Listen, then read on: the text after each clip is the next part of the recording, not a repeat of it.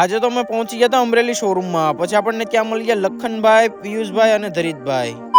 જય સોમનાથ, જય દ્વારકાધીશ બધાને. તો સવારમાં હું નીકળી ગયો તો શોરૂમે જવા માટે, પણ રસ્તામાં આજે ઝાકળ એટલો હતો ને કે આપણે તો બહુ ઠંડી લાગતી હતી ભાઈ. પછી થોડીક જ વારમાં હું પહોંચી ગયો સીધો શોરૂમે. તો ભાઈ મારે ને સાબિરભાઈ જવાનું હતું ગાડી લઈને અમરેલી. પછી હું તો શોરૂમે પહોંચ્યો તો પણ સાબિરભાઈ હજી ન થાય એટલે આપણે જોવી પડશે નીરા. પછી થોડીક જ વારમાં સાબિરભાઈ આવી જાય ને અમે બે કરી લીધો નાસ્તો. પછી ગાડીમાં બાંધી તો નાડો નીકળી જાય અમરેલી જવા માટે. ત્યાં તો ગાડી લાગી ગઈ ભૂખ ને પૂકી ગયા સીએનજી પુરાવા માટે. સીએનજી તો હતું નહીં, પછી પેટ્રોલ થી જ કામ ચલાવી લીધું. તો ભાઈ આપણે તો ક્યારે એટલી રિક્ષા ચલાવી નથી, પણ આજે તો આપણી ફાટી રહેવાની છે. કારણ કે ભાઈ 160 થી 170 કિલોમીટર નાડો બાંધીને પુગાડ્યું કઈ હેલી વાત નથી. પછી રસ્તામાં બીજા પંપે થી પુરાવી લીધું સીએનજી, કારણ કે પેટ્રોલ તો પોહાય નહીં ભાઈ. પછી સીએનજી પુરાવીને મેં સાબિરભાઈ માં લીધી ચાની ચુસ્કી. ત્યાં તો રસ્તામાં પડી ગઈ ગાડી બંધ ને સાબિરભાઈ કરી નાખ્યું એનું પોસ્ટમોર્ટમ. હું મારતો તો આટા, કારણ કે આપણે તો એમાં કઈ ખબર પડે નહીં. અને અમારા સાબિરભાઈ અત્યારે હેડ મેકેનિક, પણ ઈ પણ શું કરે, કારણ કે પાના પકડ તો કઈ હતા નહીં. પછી અમે આવી ગયા બાજુની વાડીએ પાણી પીવા માટે. ત્યાં તો અમને મળી ગયા સરસ મજાના જમરૂખ અને જાંબુ. આ જમરૂખ તો બહુ મીઠા હતા હો ભાઈ. પછી થઈ ગયો તો બપોર ને હું સાબિરભાઈ આવી ગયા થોડો ઘણો નાસ્તો કરવા માટે.